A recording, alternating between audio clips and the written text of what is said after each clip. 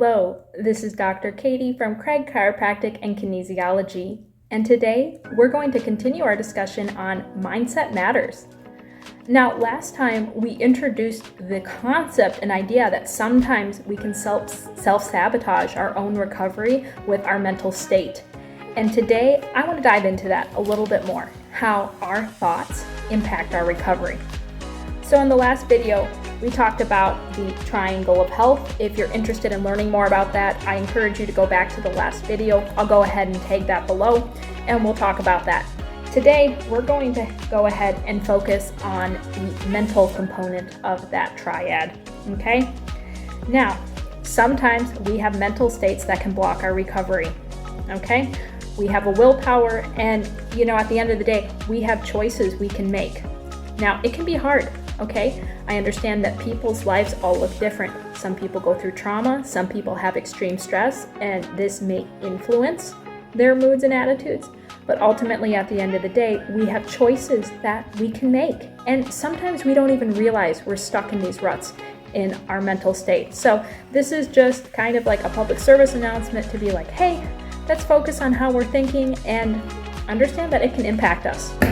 So, what I have here is a list of some common phrases I actually hear in clinic from patients that are often in a not so good mental state. Now, it doesn't mean these aren't nice, wonderful people and that they don't have wonderful families and relationships.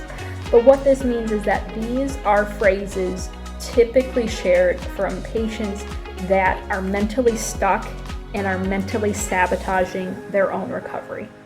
And as doctors, we all know the patients that are like that. If you're another practitioner watching this, I'm sure you know exactly what I'm talking about. There's people that you can just pour every therapy and everything into them and they will just not get better because mentally they are just not ready and they are not there.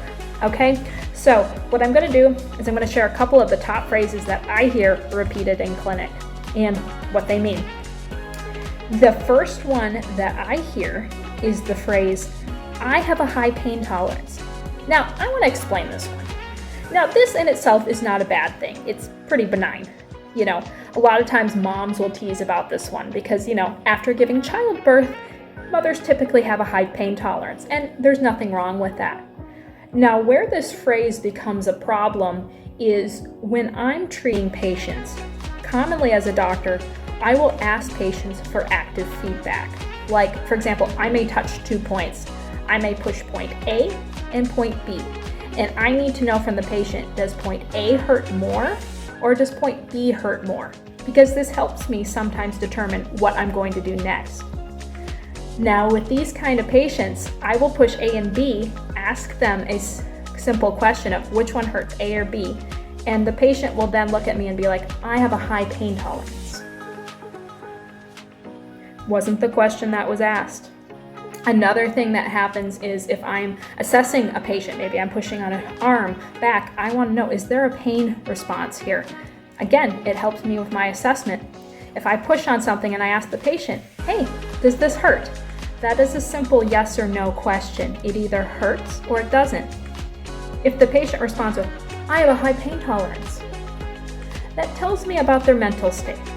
This doesn't mean they're a bad person, but what it's telling me is this is a person that likes to numb their pain, and they even take a sense of pride in numbing their pain. What does that mean? So everybody feels pain, whether it's emotional pain, physical pain, etc.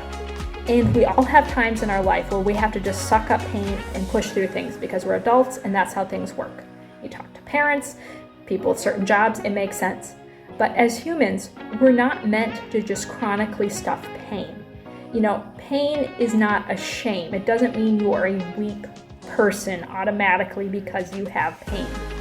Now, typically, people that brag about their high pain tolerances are doing so because they've learned or adapted to think that pain is a sign of weakness, and by not feeling pain, it becomes a sign of their strength.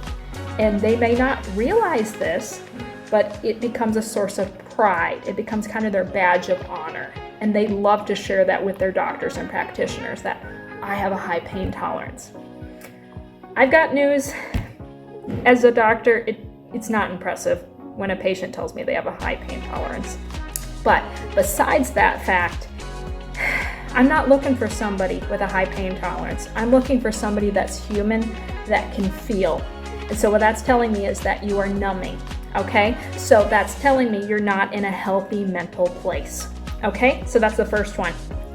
The second phrase that I see shared by people in this mental state is, I don't cry. This is very similar to the pain one. You see, pain and crying are both ways of expressing things, whether it's like emotion or trauma or just, hitting a finger, whatever it is. Now, it's not appropriate to cry all the time. And if someone is having trouble controlling crying, by all means, I would love to work with them in clinic and see if, maybe it's hormonal or something else that we can help. But for sake of our discussion, I'm talking about just an average person that's saying, I don't cry. And I want to just say something, that's not healthy. As human beings, we were designed to cry. Now, we have self-control. You can't just cry at work. You can't just cry at inappropriate times.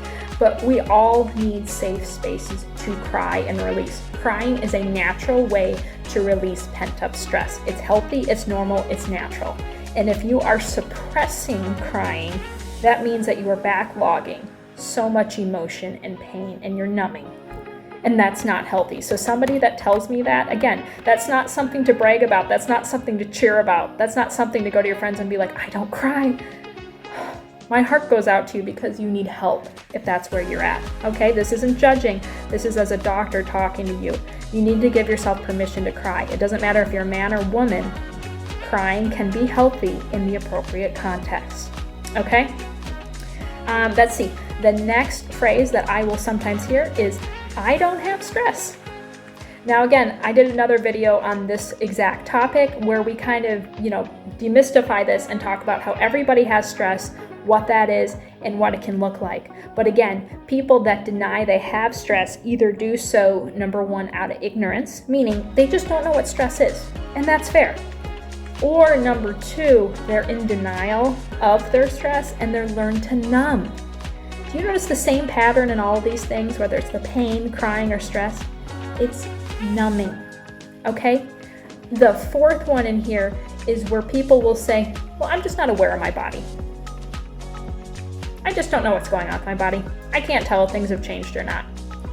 Now that's kind of a mix. When I hear people say that one, it's kind of the blend. Like there is the numbing for sure, kind of like I don't cry. But with that one, there's also kind of a lack of accountability. This person is numb so that they don't feel their emotions, but yet they also don't want to feel their emotions because then that's something that they're responsible for. And for many people, it's so much easier not having the emotions because then they don't have to deal with them or the pain. So it's easier to look at a doctor and just say, I'm just not aware of my body. Not my problem. I'm just not aware of it. And again, that makes it harder to recover, okay? So all these thought processes, again, they're not healthy. Now, if you have ever found yourself saying or thinking these thought processes, I just want to encourage you to take a second and be like, am I suppressing my pain? Am I suppressing stress or emotions? In life, it's not about suppressing, it's about recognizing, dealing with, and letting go. Now, I encourage you, stay tuned for a future video. So we're going to talk about how to address some of these stresses and some of these thought processes and what we can do to help you and help your health journey. Okay, that's what this is all about. So thank you for listening and stay tuned for next time.